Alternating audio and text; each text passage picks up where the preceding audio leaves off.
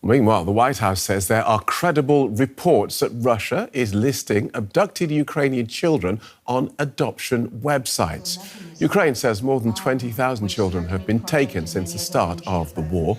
According to an investigation by the Financial Times newspaper, at least 4 children listed as missing in Ukrainian databases have been seen on Russian adoption websites.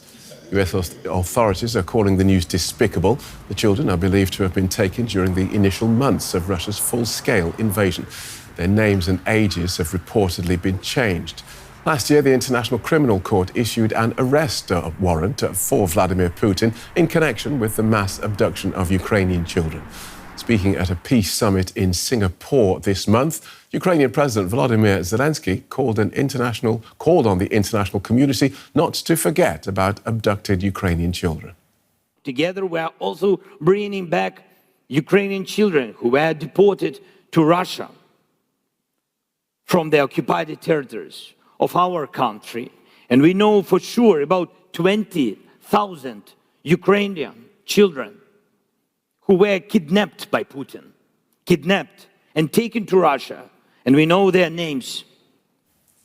Well, Baroness Helena Kennedy is director of the International Bar Association's Human Rights Institute.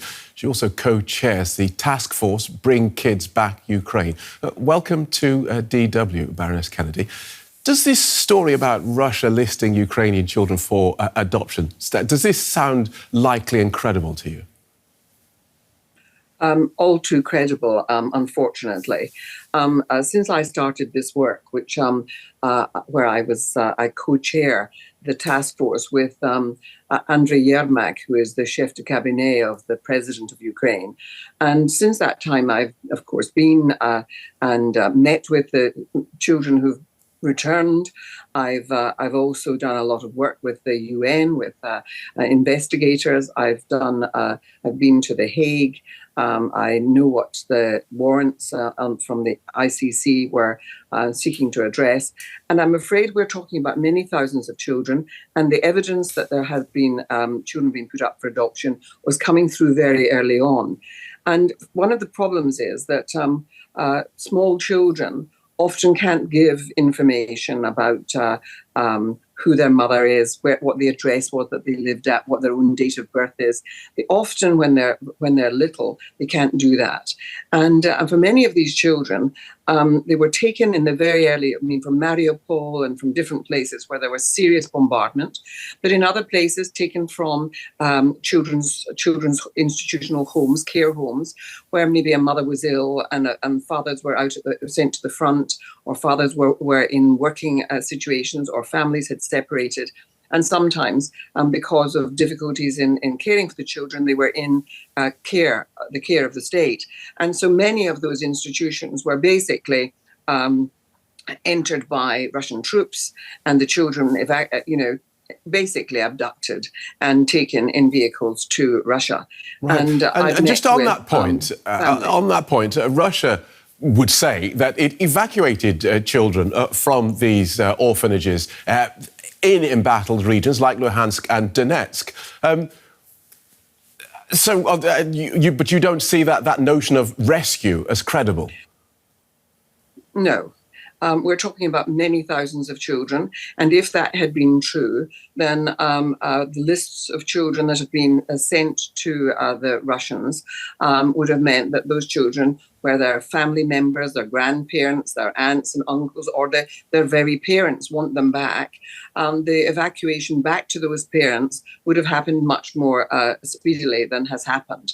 And we know there have been negotiators seeking to do this. The Pope has sent an envoy, and there have been any number of efforts. Only, comparatively small numbers have been returned as gestures of some sort of suggestion of humanity. But be very clear, what this is all about is that the Russians do want, obviously there are families that want to adopt children in all our countries, but that certainly is true in Russia, particularly very young children who wouldn't be able to identify parents and so on. Right. But we also have the problem that this is one of the weapons of war. This is a way in which Russia is seeking to demoralize a nation and to take from a nation its future.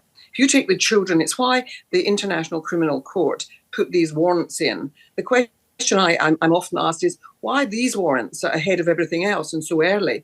And the reason why is because we have to act swiftly, because in young people's lives, a few years can be hugely damaging. And can I just ask you, on that point, because if we are talking about really young children and what may be a long war, might there be an argument that there might be circumstances in which it's in the best interest of the child to leave them with their supposed adoptive Russian parents rather than re-traumatising them by telling them that the only parents they've ever been aware of aren't their parents?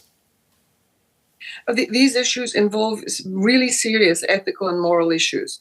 And those who understand and know about the well-being of children will be faced with very serious issues of what is the right thing to do. But what was certainly the wrong thing to do was for the Russian state to abduct and take these children.